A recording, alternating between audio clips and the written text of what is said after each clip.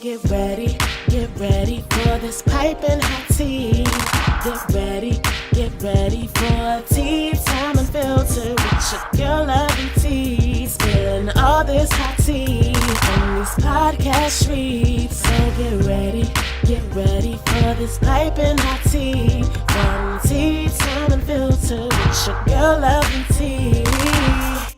Hey everybody, and happy Friday the 13th, honey. And can I get a thumbs up and a hand clap, honey, for the new intro?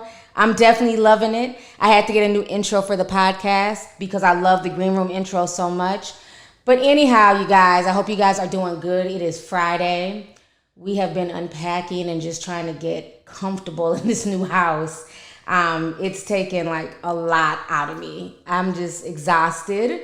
I took a nap earlier today. Hopefully, I'll be able to do a live stream soon once more things are together. So I want to come on here and talk about the whole Nicki Minaj situation.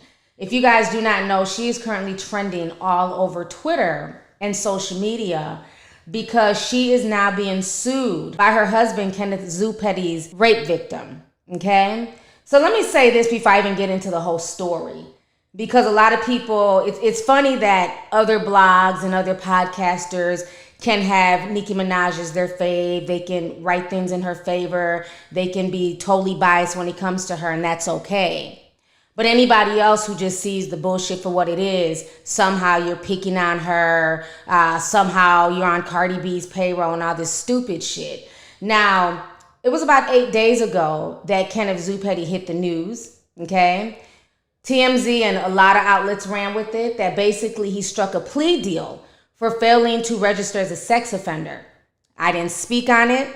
I didn't post it on none of my social media pages. I didn't do a live stream about it. So this is not a Nicki Minaj hate channel or a Nicki Minaj bashing channel, because if it was anything tied to Nicki Minaj, I would cover it and drag her husband. And that's not the case here. So miss me with the comments before y'all come with the bullshit about people being biased and mean and unfair towards Nicki. So what's going on with this situation, because I covered it a year ago, Kenneth Zupetti just decided out of the blue to move to California with his superstar wife, okay?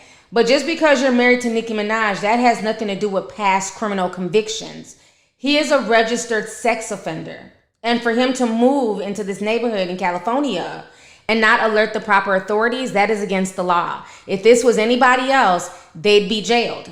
So let's keep that real. You cannot just move states, or you can't even move up the street without filing official paperwork and letting the city, the police and all that know that there's a registered sex offender in the neighborhood. That's how that goes in any town, USA. But he thought because he was with Nicki Minaj, he was somehow above the law. And at that point, he was charged back in March of 2020 after he moved to Cali and failed to register. The feds went after him. So this spiraled into what we have today. So he ended up getting arrested. And basically at that point, it is alleged that Nicki Minaj, her lawyer, and some of her goons started trying to reach out to the victim, Jennifer Hugh.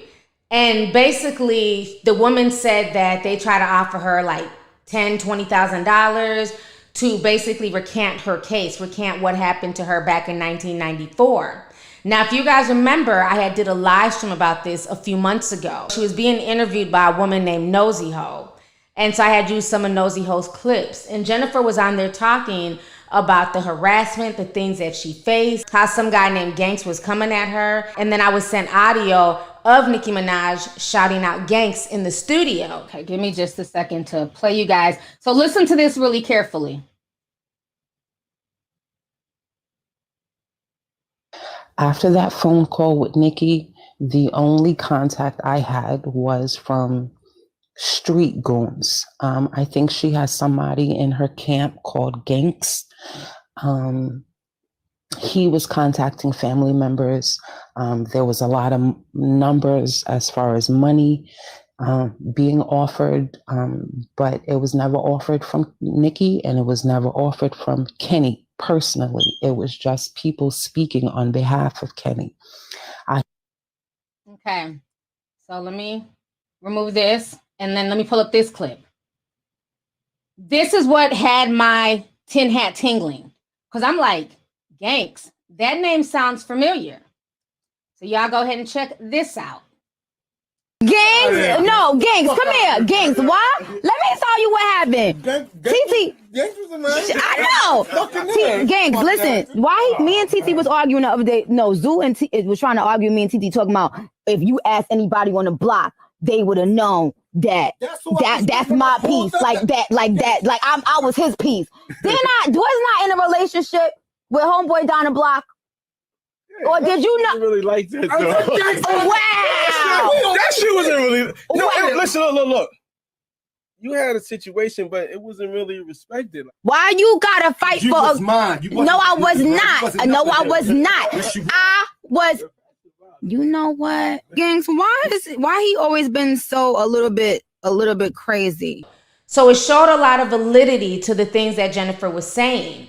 So as Jennifer went to tell her story, because again, Jennifer was anonymous. Nobody knew who she was, okay? It wasn't until Nicki Minaj's fans started digging as to who Kenneth Zuppetti was. And once they found out that he had all these charges, not only rape, but murder and all types of crazy stuff, a lot of her fans were very upset. Her fan base was split. A lot of them felt like regardless of how long you've known him, he's not a good look for your brand. This is not who you want to be with. Other people felt like, well, if she's in love, let her do her. So it was a very mixed in the Barb fan base when she got with Kenneth. So then they ended up finding out who Jennifer was, and they started harassing her. And, you know, she didn't really say anything back then until the feds ended up contacting her about this whole situation with Kenneth Zuppetti not registering. It basically tore a Band-Aid off of old wounds that happened to her back in 1994. So let me go ahead and read to you what the New York Times is stating about this entire situation. TMZ and a lot of major publications are also covering this situation as well. So it says here, a woman who accused rapper Nicki Minaj's husband, Kenneth Petty, of sexual assault during high school filed a lawsuit on Friday against the couple, alleging that they harassed and intimidated her while trying to convince her to recant her account. The case dates back to 1994 when Jennifer Hugh was 16 and reported to the police that Mr. Petty, a 16-year-old she had known growing up in Jamaica, Queens, had raped her after leading her into a home at knife point, the lawsuit says. Mr. Petty was arrested that day and was charged with first-degree rape and subsequently pled guilty to attempted rape. Kim Livingston, a spokesperson with the Queens District Attorney's Office, stated that he served about 4.5 years in prison, according to the inmate records. According to the lawsuit filed in the U.S. District Court for the Eastern District of New York, Miss Hugh, who is now 43, and her family members started to receive communications from people claiming to be connected with Miss Minaj and Mr. Petty, shortly after Petty was arrested for failing to register as a sex offender in California.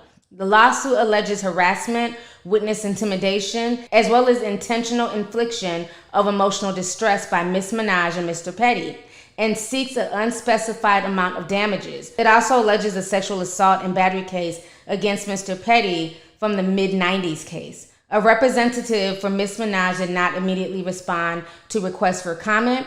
A lawyer for Mr. Petty named Michael Goldstein declined to comment on the lawsuit. The lawsuit says that the intermediary offered Ms. Hugh $20,000 in exchange for signing a prepared statement recanting the accusation. At one point last year, the lawsuit says Ms. Minaj called Ms. Hugh saying that she heard that Ms. Hugh was willing to help out. Days later, it says that Hugh and her family members received an onslaught of harassing calls and unsolicited visits from people she believed to be associated with the couple. They also go on to say Ms. Hughes has not worked since May 2020 due to severe depression, paranoia, constant moving, harassment, and threats from the defendant and their associates. The lawsuit said she is currently living in isolation out of fear of retaliation. According to the lawsuit, Ms. Hugh was on her way to school on September 16, 1994, when she ran into Mr. Petty, a boy that she knew from the neighborhood. The lawsuit says that Petty held a knife to her back as he led her to a house around the corner where Ms. Hughes said he raped her. The suit says Ms. Hughes escaped and ran to her high school and told the security guards, who called the police. In an interview, Ms. Hughes said that the case was prosecuted. She faced harassment and retaliation in the neighborhood, prompting her family to force her to attend a court hearing for Mr. Petty and request that the charges be dropped, a request that was denied. At the time, the suit says Mr. Petty had already accepted the plea deal. Ms. Hughes said in an interview that she left New York City after the ordeal. For years, it remained in the past. I didn't think it would be something that would come back and slap me in the face 20 years later. But in 2008, Miss Minaj, a chart-topping rapper with a fiercely loyal social media following, okay, keep that in mind, posted about her relationship with Mr. Petty on Instagram, and questions about his status as a sex offender surfaced. Ms. Hughes said in an interview that she had spoken to YouTube bloggers to defend herself in response to an Instagram comment from Miss Minaj that stated that Miss Hughes and Mr. Petty had been in a relationship at the time of the assault, and that Mr. Petty was younger than Miss Hughes. They were never in a relationship, and they were the same age according to the lawsuit. After Mr. Petty was arrested in 2020, Miss Hughes reconnected with the childhood friend from Queens, the lawsuit says, and told him she wished it could all go away forever. Miss Hughes said that friend replied, "I can make that happen." The lawsuit says that a few days later, the friend told Miss Hughes that Miss Minaj asked for her phone number, and that the rapper later called her and offered to fly Miss Hughes out to Los Angeles or her publicist out to Miss Hughes. Miss Hughes said she declined and told the rapper, "I need you to know, woman to woman, this happened." The lawsuit says that there was a series of encounters where Miss Hughes or her family members were offered inducements if she would recant. $500,000 at one point, $20,000 at another, with a proposed bonus that Miss Minaj would send a birthday video to Miss Hughes' daughter, and Miss Hughes said she declined. Miss Hughes said in an interview that she never expressed interest in a bride and was adamantly against recanting her story. "If I lie now and say that I lied then, do you know what I'm going to say to my 2 little girls or even my sons?" Miss Hughes said in an interview that at one point she told the intermediary that the $500,000 was not good enough. She says she's been trying to deflect the conversation, not to express interest in a bride. Tyrone Blackburn, okay? Y'all remember him. He's the same guy from the T.I. case who has a lot of women who are now filing sexual harassment lawsuits against T.I. So Tyrone Blackburn, a lawyer representing Ms. Hughes, says that Ms. Hughes' comment was an effort to dissuade the intermediary from thinking she would accept anything. At one point last fall, the suit says that Ms. Hughes was contacted by a lawyer for Mr. Petty, who asked her about a recantation letter in response to threatening calls and her own growing paranoia. The suit says that Ms. Hughes moved 3 times in 1 year. "I feel like I'm living in secret," she said in the interview, "like I can't tell people my exact location." So that is the article. And I want to go ahead and show you guys why it's hard for me to feel bad for Nicki or look at her as a victim of circumstances in this situation, because Nicki involved herself when she didn't have to. At the end of the day, a man is going to tell you anything, especially when pillow talking. Of course he's innocent. Of course it's not what it seems. So he can tell her anything, but at the end of the day, Nicki Minaj was not there. So for her to take to social media and act like she knew the case in and out when that wasn't the situation makes her look bad. So what she is saying in that lawsuit is that Nicki Minaj was the one basically trying to spread rumors that she was white, that she was an older woman, almost trying to low-key make it seem like a quote-unquote Emmett Till situation. You know, the white woman who lied and said that Emmett Till whistled at her, and then Emmett Till was, beaten and killed and everything else. Yes, this situation is not as extreme, but that is the picture that Nicki Minaj was trying to paint. And matter of fact, here's the receipt. A lady named Anna Doll says, "Wait, y'all are calling this man a rapist, but it happened in 1994, meaning he was 16 or 17 and the girl was 16 years old. Must have been a white girl." Then Nicki Minaj comes in the comments, okay? And she says, at Anna Doll, he was 15, she was 16, in a relationship, but go off internet. Y'all can't run my life. Y'all can't even run your own life. Thank you, boo. So again, trying to discount her age and say that they're in a relationship when that was not the case. But then she took it one step further. So if you guys remember, it was a short time later in February 2020 when Nicki Minaj went off on Wendy Williams, because Wendy Williams was talking about the situation, and Wendy Williams was basically being critical of Nicki Minaj's husband, and she talked about his criminal past, and she called him a killer and a sex offender. So at that point, Nicki Minaj went off on Queen Radio. So go ahead and check out this receipt right here. As well as something that he was wrongfully accused of doing when he was 15 years old, or because he didn't have $7,000 to get himself bailed out.